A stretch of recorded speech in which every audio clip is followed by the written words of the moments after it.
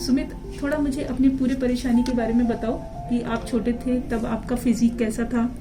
Ma'am बचपन में तो मैं ठीक था, वैसे इतना वेट नहीं था, ठीक था। बचपन में कितना वजन था आपका? नॉर्मली जो होता है, मतलब बिल्कुल स्लिम था और नॉर्मल। धीरे धीरे बस अपने काम में लगे, उल्टा सीधा थोड़ा खान पीन, उसमें थोड़ा वजन बढ़ने लगा। लेकिन मैंने करीब एक बार इलाज कराया था तो उसमें मेरा 32 किलो वजन कम करा था मैंने। 122 किलो से 90 किलो का आ गया था, डाइटिंग और जॉगिंग वगैरह करके। लेकिन उसको छोड़ने के बाद मेरे को करीब 3 साल पहले एक एलर्जी हुई थी। उसमें इतने बड़े बड़े चक्के बन जाते थे शरीर पे, दांत बोल देते हैं। मैंने उसकी मेडिसिन खाई, उसके बाद पता नहीं क्या हुआ, या तो उसमें कुछ दिक्कत रही। उसके बाद मेरा वजन बहुत तेजी से बढ़ा, लेकिन बढ़ता रहा ही था। मतलब दोबारा 120-125 हो गया था उससे पहले, लेकिन उसके बाद और तेजी से बढ़ा और मेरा ये समझ लो कि 32 घट के 60 बढ़ गया। 150 किलो वजन हो गया मेरा। अब या तो ये मान लो कि एलर्जी की दवाई से हो गया, या ये मान लो कि मेरी खाने की क्षमता जो रही वो गलत हो गई। तो अभी जैसे आपने मेडिसिन भी ट्राई किया और आपको पता है कि वो हो गया, फिर से रिकरेंस हो गई। अभी सर्जरी के बारे में आपको क्या पता है कि बेरियाट्रिक सर्जरी क्या होती है, कैसे होता है? हाँ। किसके रिजल्ट आपने देखे? आपको क्या इसके बारे में कोई डर होगा? कोई इसके बारे में आपको शंकाएं हो सकती है? कोई आपको एक्सपेक्टेशन होंगी इन सर्जरीज को लेकर? ऐसा है, हमारे फैमिली में ही करीब मेरी चौथी, वो बताते ना तुषार जी आए थे मेरे साथ, तो 4-5वीं सर्जरी है ये हमारे रिलेशन में।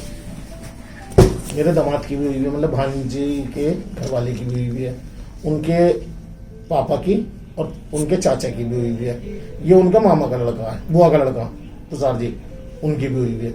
तो बस इनको देखते ही मैंने अपना प्रोग्राम बनाया है ना। और डर तो ये होता ही है ऑपरेशन का, एक कि कुछ ऐसी बात ना हो जाए। मैन जो मेरा पर्पज है, मैम मुझे अपनी मेरी बेटी है 3.5 साल की, और वो मेरा हाथ पकड़ के भगना कोशिश करती है, मैं भग नहीं पाता क्योंकि मेरे घुटनों में बहुत दर्द रहता है और मेरी जगह ही बहुत पेन रहता है।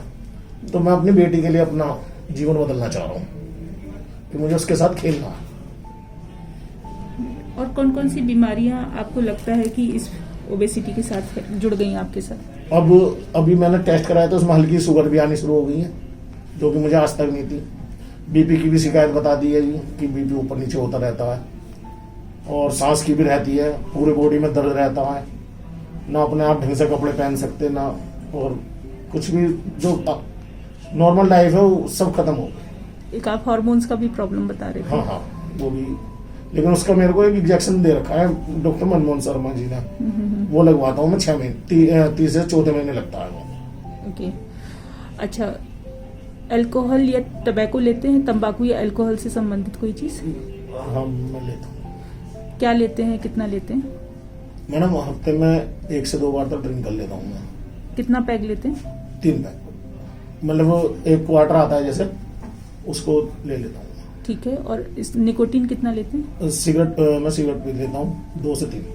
2 से 3 अभी भी पीते हैं? नहीं, अब नहीं। कब से छोड़ा? करीब 15 दिन हो गए जी, जब से ट्रीटमेंट के लिए, जब से आपका सर्जरी का प्लान हुआ तब से आपने? तब से छोड़ा। तो ये हमें पता है कि आगे भी कभी नहीं पीना है, ये आपकी लाइफ के लिए, आपकी हेल्थ के लिए खतरा है। हाँ। और अगर हम ऐसा करते हैं तो दोबारा से आपका जो ओबेसिटी का प्रॉब्लम है दोबारा बन सकता है ना। और ओबेसिटी से रिलेटेड जो और कॉम्प्लिकेशन होते हैं, इन पदार्थों के सेवन से उनके कॉम्प्लिकेशन का रिस्क और बढ़ जाता है।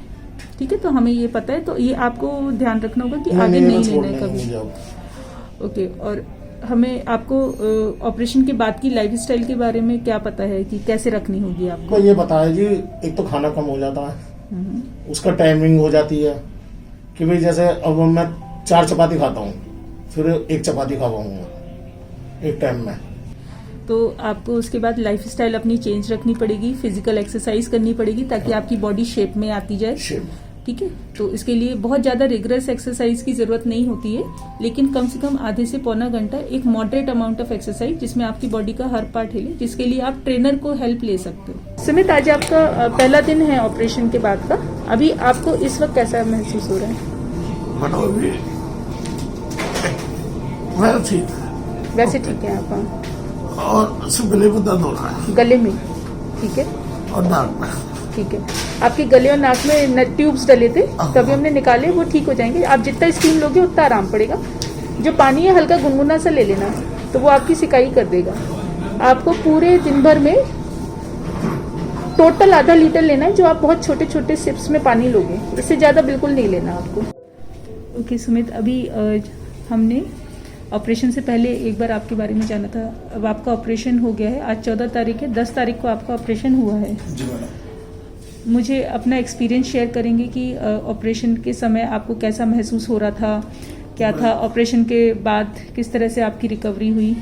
ऑपरेशन से पहले तो थोड़ा डर था, ऑपरेशन के बाद जब आईसीयू में चला गया तो और ज़्यादा डर सा लगा, लेकिन उसके बाद मतलब जैसे सब आप लोगों ने साथ दिया, दवाई गोली का हर चीज़ का ध्यान रखा, मतलब बहुत अच्छे से रिकवरी हुई है।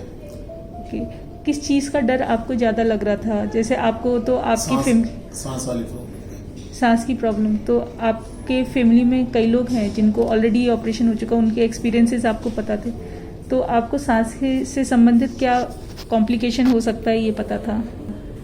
असल में मेरी मम्मी का ऑपरेशन हुआ था हर्निया का, ओके, तो उनके साथ भी ये दिक्कत आई थी, सांस की परेशानी आई थी। प्रॉब्लम आई थी, ओके, तो उन्हें भी आईसीयू में रखा हुआ था। चौथा दिन है ऑपरेशन का, है ना? और तीसरे से चौथा दिन मान के चले, और 1.5 लीटर के करीब आप पानी ले रहे हैं। हाँ जी, कोई दिक्कत परेशानी? कुछ नहीं। मोशन पास हो रहा है आपको? हाँ जी, उठ बैठ रहे हैं, चल फिर रहे हैं, पूरा घर जाने के लिए पूरा तैयार हैं? बिल्कुल जी।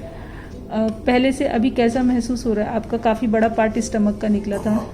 मैडम वजन तो बहुत अपने अंदर से ही फील हो रहा है, खुद अंदर से अपना हेल्दी फीलिंग हो रही है आपको? कि हाँ, कुछ लाइट सी फीलिंग हो रही है। सबसे बड़ी बात है कि मेरे जो पैरों में दर्द रहता था, और जो है मैं काफी अच्छा चला, भाई ऑपरेशन के बाद तो कमजोरी आती है, लेकिन चलने फिरने में कोई दर्द नहीं है। कोई दर्द नहीं है, एनर्जी फील कर रहे हैं आप? नमस्कार, आज हम बात करेंगे मोटापे से होने वाली प्रॉब्लम्स और उनके निजात के बारे में। जैसे कि आप लोग सब जानते हैं, मोटापा सारी बीमारियों का घर है। ख़ास तौर से बीपी की बीमारी, शुगर की बीमारी और जोड़ों की दिक्कतें। कुछ लोगों को रात को सोने में भी प्रॉब्लम होती है मोटापे की वजह से। जब लोगों को अत्यंत मोटापा हो जाता है, जिसको वो अपनी डाइट से और एक्सरसाइज से सही नहीं कर पाते हैं, तो उसके लिए हम एक सोल्यूशन प्रेजेंट करते हैं, वो है बेरियाट्रिक सर्जरी, जो कि वज़न घटाने के लिए तो होती ही है, साथ में इन बीमारियों को भी सही करती है। सबसे पहले हम बात करेंगे डायबिटीज़ या मधुमेह की।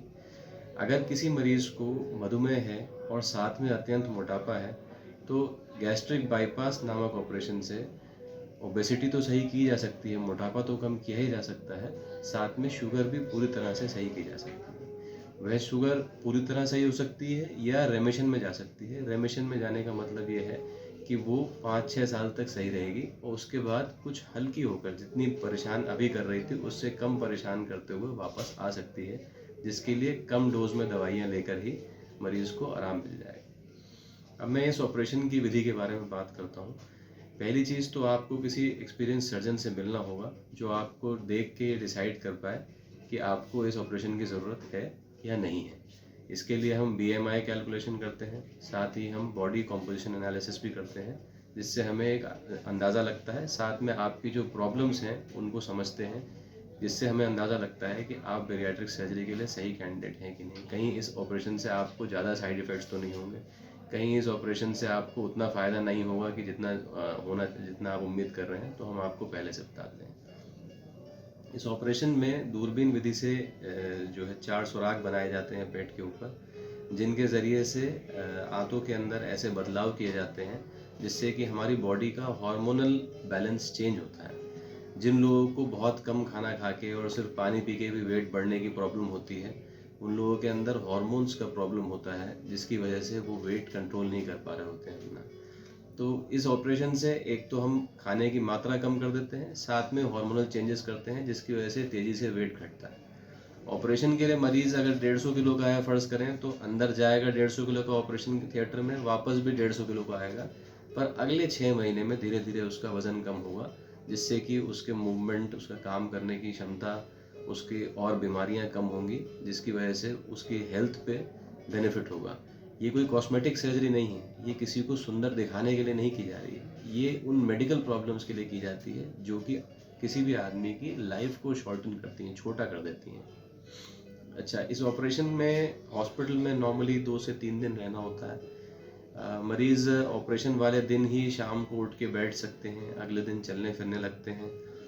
खाने पीने का ढंग ज़रूर फिर से सीखना पड़ता है, क्योंकि हम जो खाने की थैली है उसे थोड़ा छोटा कर देते हैं, जिसकी वजह से बहुत ज़्यादा खाना एक बार में नहीं खा सकते, जैसे कि हम लोग जल्दी में खाते हैं सभी लोग अपनी डेली लाइफ में। उस चीज़ को फिर से सीखना पड़ता है कैसे खाना है। ऑपरेशन के बाद 2 से 3 दिन में छुट्टी हो जाती है, सब अपने घर चलते हुए जाते हैं और धीरे धीरे जो अगर हमारे बताए हुए दिशा निर्देश को फॉलो करते हैं तो धीरे धीरे वज़न कम होने लगता है। वज़न कितना कम होता है, डायबिटीज़ कितनी सही होती है, ये हर मरीज़ में डिफ़र करता है, पर ऑन एन एवरेज 60 to 80% जो आपका एक्सेस वेट है, मतलब कि समझ लीजिए आपका नॉर्मल वेट 60 किलो होना चाहिए और आप 110 किलो के हैं, तो आपके अंदर 50 किलो फालतू वज़न है। तो अगर हम एवरेज देखें तो उस 50 में से 30 से 40 किलो वज़न घट जाता है पहले 6 महीने से साल भर में इस ऑपरेशन को कराने के बाद। अब सबसे बड़ा सवाल जो लोग पूछते हैं बार बार वो ये है कि क्या इस ऑपरेशन से कोई साइड इफ़ेक्ट है?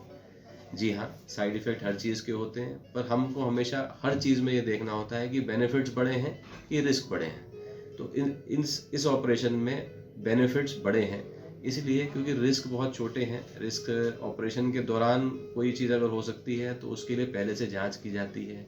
हर मरीज़ का हार्ट का चेकअप होता है, अल्ट्रासाउंड, एक्सरे, खून की जांचें, बेहोशी वाले डॉक्टर पहले से देखते हैं, इस बात को असेस करते हैं कि ज़्यादा रिस्क तो नहीं है। नॉर्मली इस ऑपरेशन में उतना ही रिस्क होता है जितना कि गॉल ब्लैडर के ऑपरेशन में होता है।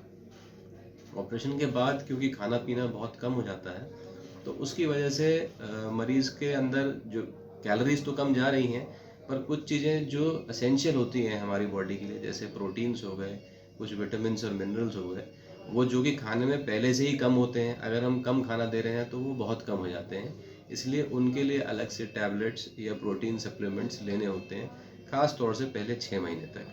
पहले 6 महीने के बाद खाने की क्षमता बढ़ जाती है, खाने की थैली थोड़ी फैल जाती है, जिसकी वजह से लोग अपना न्यूट्रिशन सिर्फ खाने पीने में ही ध्यान रख के ज़्यादा पौष्टिक खाना लेके रख सकते हैं। हालांकि इस ऑपरेशन के बाद हर साल एक बार जांच होनी चाहिए प्रोटीन्स की और विटामिन्स की, जिससे कि ये पता चल सके कि मरीज़ के अंदर कोई ऐसे चेंजेस तो नहीं आ रहे जिनको बाद में हम रिवर्स नहीं कर पाएंगे। इसके अलावा सारी चीज़ें अच्छी ही अच्छी हैं इस ऑपरेशन से।